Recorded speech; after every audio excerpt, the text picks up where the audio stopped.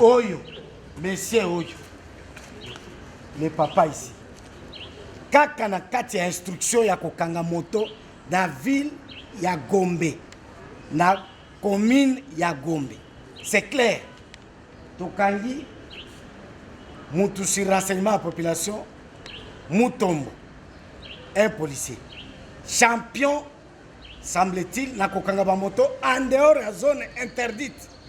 Toye comme on a commandant la ville, to poser des problèmes par rapport à dérapage de part et d'autre. Vous pensez à la police, moi dérapage ezali. Vous pensez à bawe dérapage ezali ko saranate. Mais tant to poser des problèmes na ba moto et kangama qui en dehors ya ba délimitation en tant que père de famille, en tant que responsable, a mis ici na isika nae pour dire que tous les motos et kangama qui en dehors ya délimitation on libère. En tout cas, le commandant de la ville n'a évité. Moi, j'ai l'intention de koloba mabe pour naye, asala oyo sentiment na etindie, mais au moins il est logique, il est très courtois, il nous a reçus.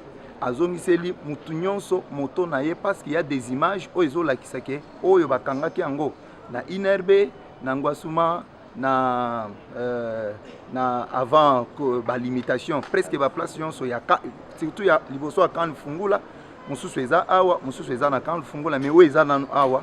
Le commandant de la ville a donné l'ordre que ba libérer ango, je dis bien sans condition.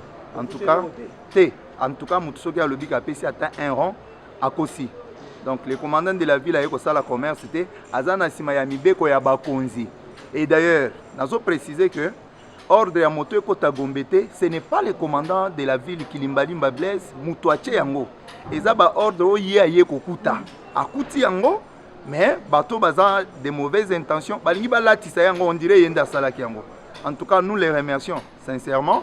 Et tozo sengaye a continuer ko sala musala malamu na mibeko ya bakonzi bandeko bazolo ba police comment ça la commerce ya ba moto ngai naza na preuve kaka moko ndenge tokoti awa na ye na ba wewa omoni ke chaque wewa amoni moto na ye pe a récupérer moto na ye. En tout cas en dehors de cela naza na commentaire mususu na osala te parce que ngamoko naza témoignage vivant na bandeko tokoti tozi ba moto eza awa moto moko oyo bateki ezate moto moko oyo bakabeli la police pona yoki ba musu balobi ba longoli banini bakabeli yango ba policier. Il n'y a aucune procédure oyo lobi qu'il faut mutu asala bakaba na policier et ça limité ba moto ya ba membre nyonso oyo ba bukaki mibeko ya mboka oyo ba bukaki kotosa bakonzi ba moto na bango eza awa na kati ya Ipekin. Que président ba motocycliste na koyebisa ba motocycliste nyonso balandanga malamu mboka nyonso etambolaka na mibeko mboka oyo eza sans mibeko ekomi jungle. Donc ba raison eza ebele Gombe ezali commune oyo ezali na ba institution nyonso ya mboka na biso esengeli image ya Gombe ezala malamu. Donc nazo senga na bandeko na biso bawewa nyonso en tout cas kokota Gombe eza interdit epekisami na ba délimitation oyo commandant ville ayaki kokuta na arrêté ya gouverneur de la ville. En tout cas to respecter yango police eza police na biso bitumba te koswana te. En tout cas mutu na mutu asala musala na ye convenablement. C'est un peu bakangaki en dehors la zone limite la commune ya Gombe wana il faut batu baye bamala arrêté ya gouverneur eza na projet te ba moto epekisami ko circuler na Gombe et pe ba disposition nyonso ezali sur place pour empêcher circulation ya moto taxi na Gombe. Oyo lobaki bon. C'est tout.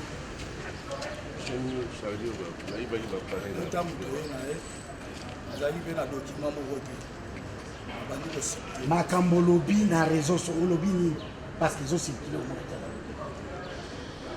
Tant que c'est un document, elle s'est commandée au solo la tête, elle s'est dit faire bureau. Ti oyo bande koloba na kati ya mutuka. Babi miselo yango. Solo la ni ba makambo bele. OK. Ye wana policier PCR oyo aza ko ternir image ya boka. Parce que l'image wana les caca non seulement ici mais ça circule dans chaque pays. Policier. Puis il va nous dire qui lui a donné ce comportement. Allez-y, monsieur. Et il a la parole. C'est le commissaire principal de Mobolo. Il a fait ce qu'il sait. Il a interpellé une mission dans la République. Tant que je peux faire comme si la famille aussi, que madame est malade.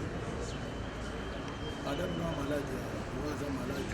Brigadier Tozali na commandant. Oh, l'Israël. Loba makambo eza na kati ya video oyo loba kina c'est tout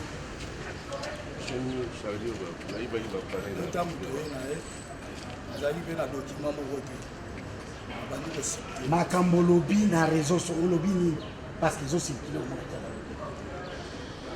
tant que c'est un document alisinga commandant to oyo solola te na LCT tokende faire bureau te oyo bande koloba na kati ya mutuka babi miselo yango solo la ngi ba makambo bele yo so na oyo kama OK ye wana policier PCR oyo aza ko ternir image ya boka parce que l'image wana le caca non seulement ici mais ça circule dans chaque pays policier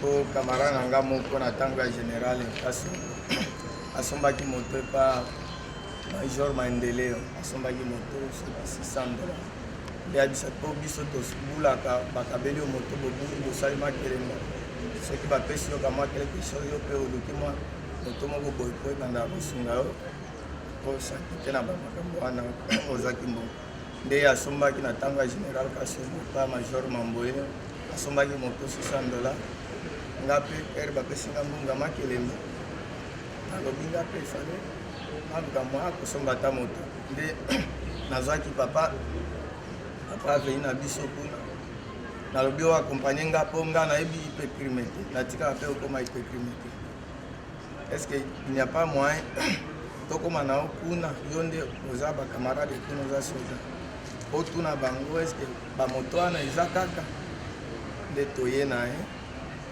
nga natikali na ngai libanda mpo nayebi na ngai eloko te naye kaka na image wana ndenge batekelaka maraye na nga moto ça va pas de problème aye atuni baboye na cadre ya redevabilité ke na momesano tokutanaka komanda na komanda epa na ye mpona koevalue makambo elekaki na weekend na makambo apesa mitindo mpona semaine oyo ezali kobanda me lelo tomonaki bandeko na biso ya roulage oyo basali comportement moko ya kobebisa image ya la police nationale congolaise na ya mboka na biso mobimba bazali kose comporter mabe kalufungula so omemie ka général aochaiga na fourière centrale kuna nakobinga nai na minute papesa ngambo okura mutu ko kotikala la police okoya kufutaka le jour où vous aurez de l'argent vous allez venir tolingaki tolakisa bakomanda ke ndenge tokangi bango à travers direction générale ya renseignement na biso oyo tobengaka na mokuse DRG asungi koluka mpe tokangi bango bato wana bakozwa etumbu ya makasi tokosengela bango article 184 ya loi portant statut ya carrière ya policier ezala appliqué na bango notamment balongwa na la police nde etumbu esengeli na bango mpona violation de consigne mpo edécourage baninga polisi nyonso bakosala yango mosusu toke na ye na bouclage azwi mpe oyo babengaka collation me akei koyiba biloko ya bato tokangi ye mpe toza kodefere même article ekozala appliqué epa na ye toza kosenga na bakonzi ya justice pour que article wana etikala vraiment morte ezala appliqué na bapolisi oyo basali biloko wana moto asalaki tentative ya koya kosomba moto mpo ayokaki kekala babandaki koteka yango tokangi ye eke mutu moko abungisi moto te nyonso ndenge ekangamaki ezali wana eza tentative grâce ya badisposition totiaki moto moko ekoki kobunga ezali te bamoto bakangi en dehors ya Gombe tozali korestitue yango parce que eza violation ya consigne ya quelques policiers oyo tokangi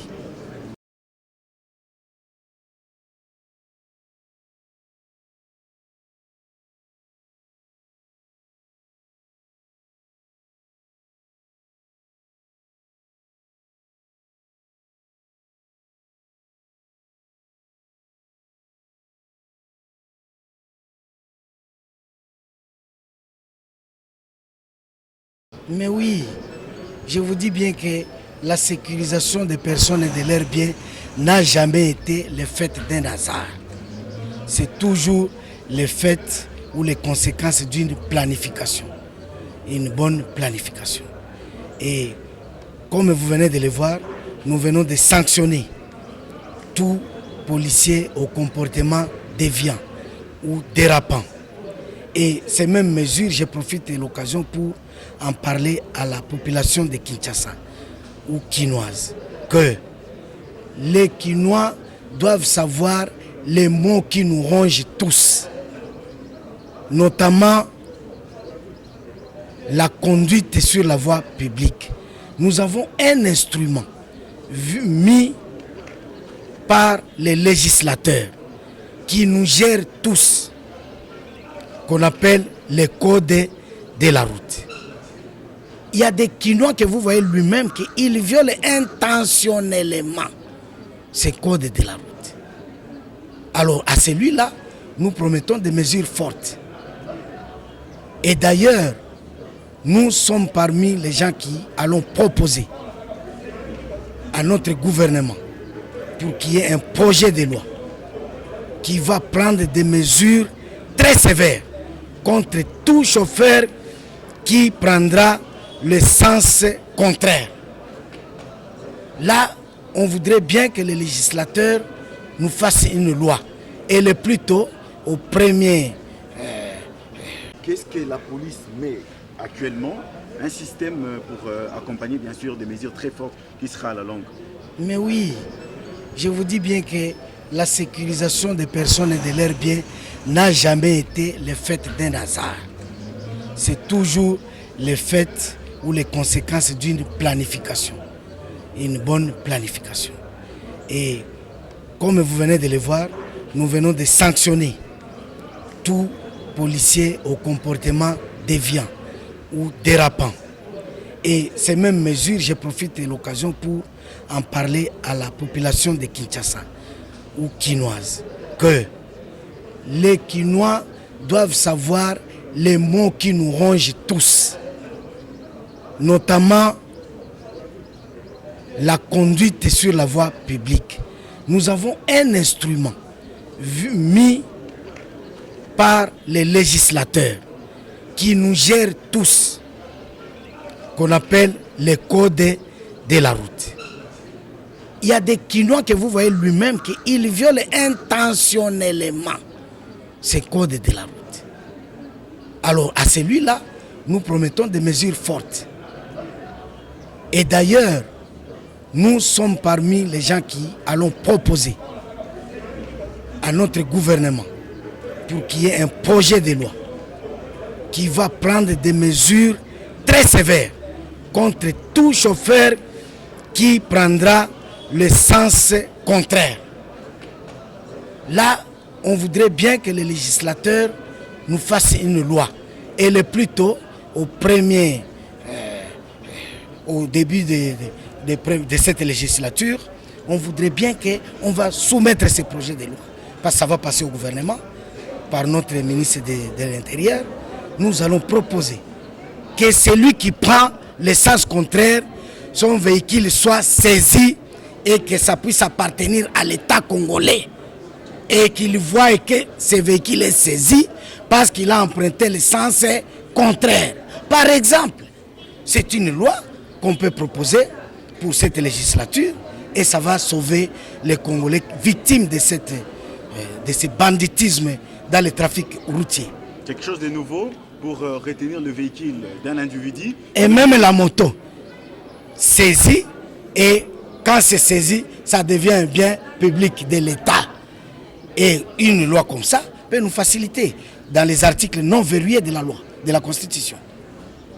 Merci mon général. Oui. C'était ça. Mon général, la décision na mokanda ya mibeko ya code de la route ezali o ezopekisa bandeko bazwa sens contraire mais tozomona bandeko bazo continuer kozwa parce que mibeko yango eza makasi penza te. Est-ce qu'il faut qu'on renforcer mibeko mususu po epangisa baiki mboka yango wana touti koloba awa na expliquer yango malamu na bato nyonso ke tozali na vision et que vision wana oyo aza curie akomona vision yango makambo ya code de la route tout le monde s'aperçoit que toza victime biso banso ya banditisme routier incivisme routier mutu soit ayebi mais aboyi intentionnellement ko appliquer yango soit pe ayebi yango te mais eza ko faire souffrir tout le monde alors tozali ko kanga oyo baza ko confondre sikoyo na tracasserie mais ye moko ayebi bien que biloko asali wana yango te pe na mboka nyonso police ndaza chargé na répression eza musala na biso toza ko sala pona ko décourager ba konga akotia ke tracasserie mais mikolo heureusement ba image ezali okomona mutu na sens contraire ye olia kende boye ayeko auti kuna koti ngambo ya muninga ayeko gêner tout le monde conséquence c'est l'embouteillage sikoyo biso na législature oyo tokozala parmi bato bako proposer mibeko bakotala esika constitution eza verrouillé te oyo bako permettre brèche toko proposer par exemple mutu nyonso akotambola na sens contraire mibeko ekanga mutuka na ye pe ekomisa yango mutuka ya l'état congolais meme bakuluna oyo soki tokamati mibeko ya sika ke bakuti yo na baaction wana okati mutu loboko okati ye machette parce que toza kokanga bango pe to continuer kokanga mais mibeko il faut prévoir mécanisme ya makasi oyo soki kaka bakuti yo bongo le qu'on appelle de mort eza aboli bakoki kokamatela ye 30 ans 40 ans 50 ans ya jugement soki ekoti na kati ya mobeko kuluna nyonso akobanga kosala kuluna ekosunga pe mibeko esengeli ezala revue nde tokocheminer ensemble tokosala proposition de loi na base ete ba honorable na biso baza kovote yango et puis ekosunga biso nyonso na banditisme wana. Merci mon général. Ok.